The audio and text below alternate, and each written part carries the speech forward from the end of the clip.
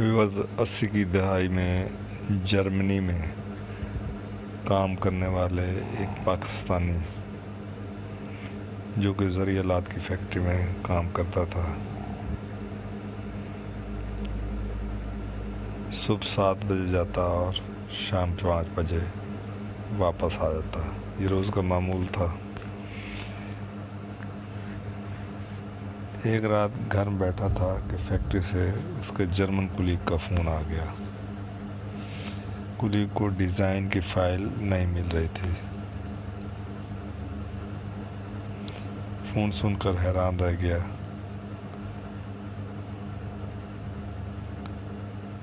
وہ German colleague اس کے ساتھ دفتر سے گھر گیا تھا، چنانچہ اس کا دوبارہ دفتر جانا اور رات 10 بجے اسے فون کرنا اچنبھے کی بات تھی۔ چنانچہ وہ فون کے بعد فیکٹری چلا گیا۔ فیکٹری پہنچا تو وہ وہاں کا ماحول دیکھ کر پریشان ہو گیا۔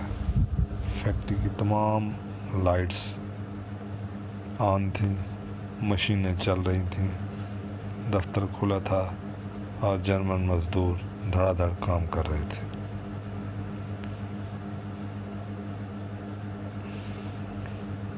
فائل نکالی، اپنے کولیگ کو دی اور اس سے پوچھا، تم لوگ یہاں کیا کر رہے ہو؟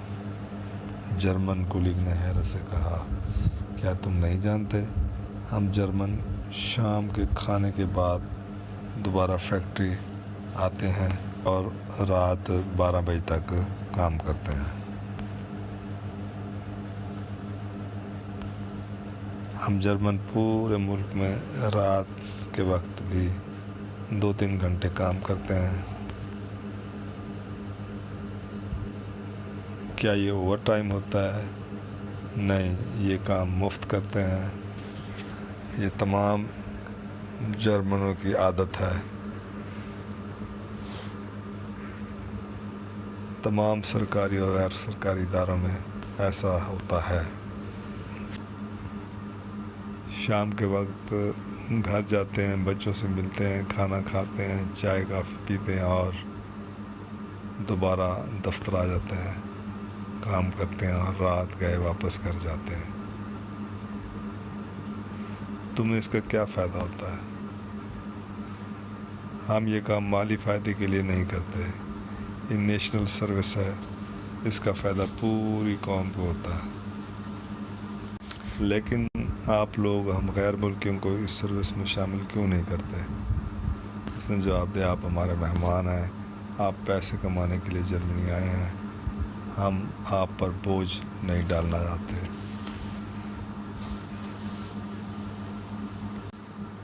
جرمن بھی اس کے پابند نہیں ہیں۔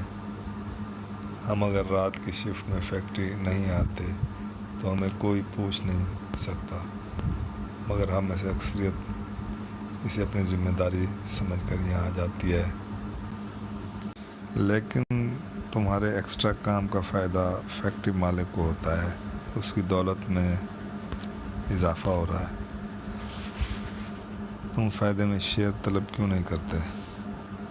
اس نے ہنس کر جواب دیا، میں کماؤں یا میرا مالک کمائے، فائدہ بہرحال جرمن قوم کو ہوگا۔ میرے کام سے میرے مالک کو زیادہ بچت ہوگی، یہ اس بچت سے دوسری فیکٹری لگائے گا، اس فیکٹری میں نئی جابز نکلیں گی اور ان جابز سے میرا کسی بھانجے، بھتیجے، بھائی، بہن یا بچی کو فائدہ ہوگا، لہذا مجھے اس معاملے میں بخل سے کام نہیں لینا چاہیے۔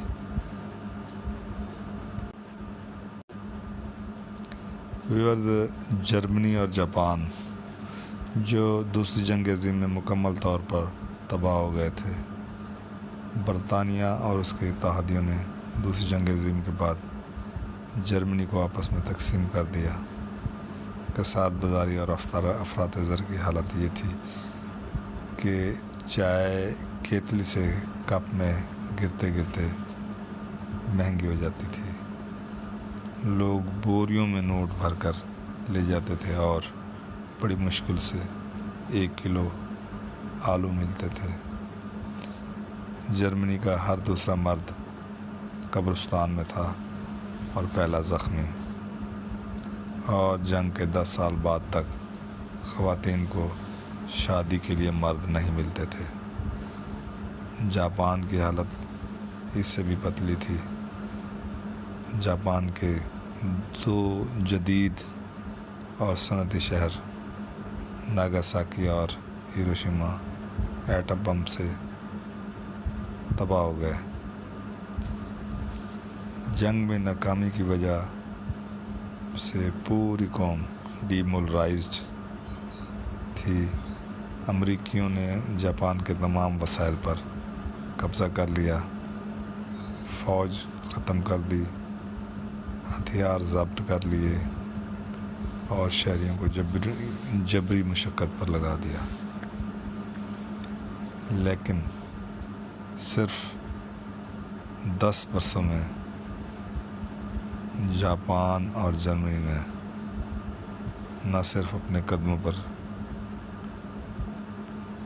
کھڑے تھے بلکہ یہ ترقی کی دوڑ میں سرپٹ بھاگنے والے ملکوں کی فہرست میں بھی شامل تھے۔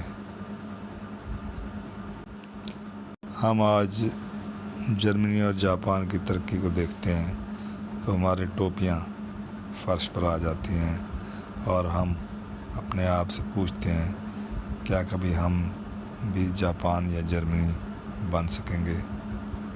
اور اس کے ساتھ ہی ہمارے ذہن میں ہمارے لیے اتنا بڑا نہیں جگمگانے لگتا ہے۔ ہم جرمنی اور جاپان کیوں نہیں بن سکتے؟ اس کی واحد وجہ ہمارا رویہ ہے۔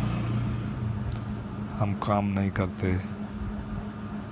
ہم 22 کروڑ لوگوں میں سے 90% لوگ کام کو توہین سمجھتے ہیں، اور باقی جو 10% کام کرتے ہیں یہ بھی کام کو بوجھ سمجھ کر سر سے پٹکتے رہتے ہیں۔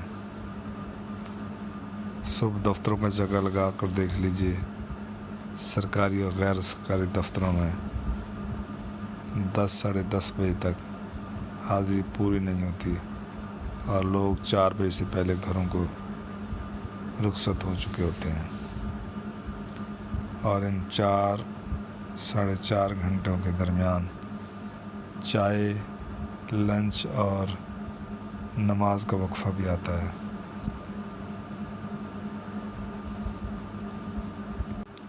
ہم مسلمان ہیں، ہم پر نماز فرض ہے، ہمیں نماز ضرور پڑھنی چاہیے، لیکن ہمیں نماز کے وقت کے برابر اپنی ڈیوٹی بڑھا لینی چاہیے۔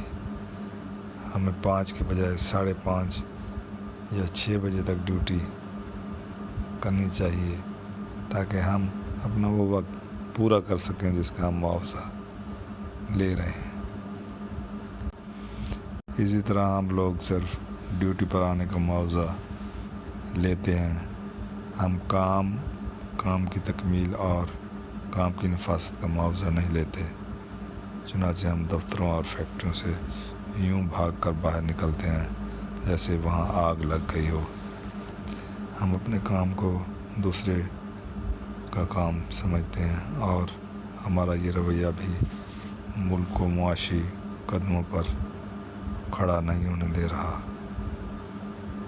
ہم اس لیے دیوالیہ ہونے کے قریب ہیں۔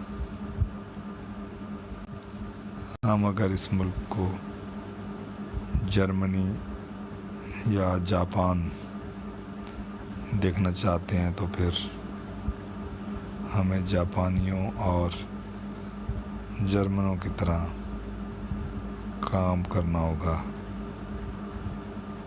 ورنہ ہم اسی طرح بھیک مانگتے رہیں گے۔